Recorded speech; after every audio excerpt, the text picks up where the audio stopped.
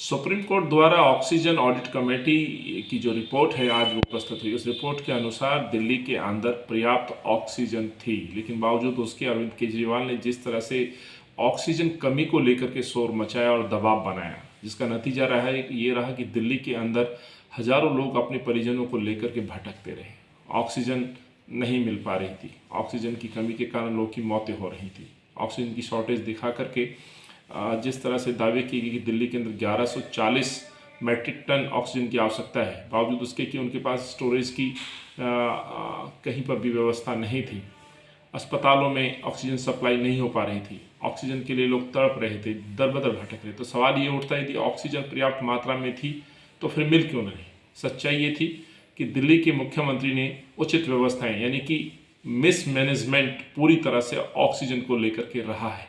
और अरविंद केजरीवाल का वो कथन कि कोविड के खिलाफ हम केवल भगवान भरोसे हैं, एक बार फिर ये साबित हो गया है कि अरविंद केजरीवाल कोविड की इस लड़ाई में, जो कोविड के खिलाफ जंग है, उसकी तैयारियां पूरी तरह से भगवान भरोसे हैं।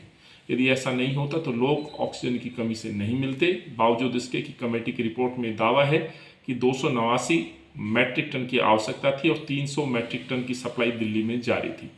अरविंद और उनके मुख्यमंत्री के मंत्रिमंडल के साथियों ने जिस तरह से अपनी कमियों को, अपनी नाकामियों को डाइवर्ट करने के लिए ये मुद्दा बनाया कि ऑक्सीजन की शॉर्टेज की वजह से लोग मर रहे हैं। सच्चाई ये है कि उनकी मिसमैनेजमेंट, अधूरी तैयारी की वजह से लोगों ने सेकेंड वेव को भुगता है और मौतें हुई हैं।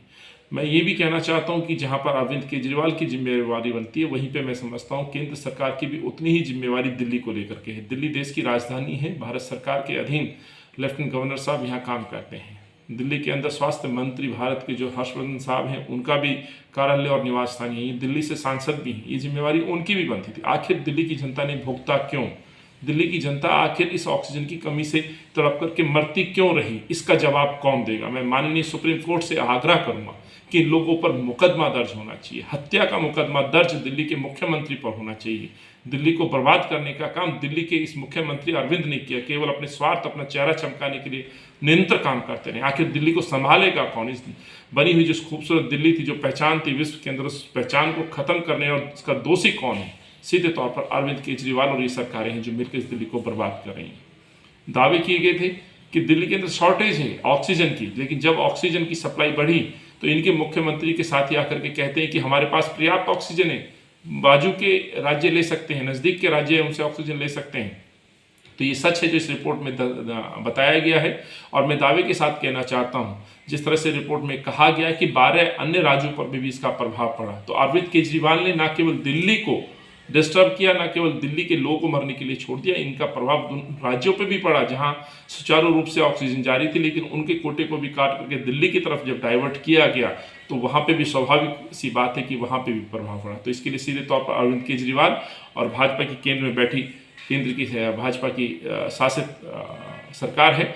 और मैं समझता हूँ इन दोनों, इनके नेताओं पर, इनके कर्मचारियों पर जो दोषी हैं, जिनकी जिम्मेवारी थी ऑक्सीजन को सुचारू रूप से चलाने की, उन पर सख्त कदम उठने चाहिए और FIR दर्ज, मुकदमा दर्ज होना चाहिए।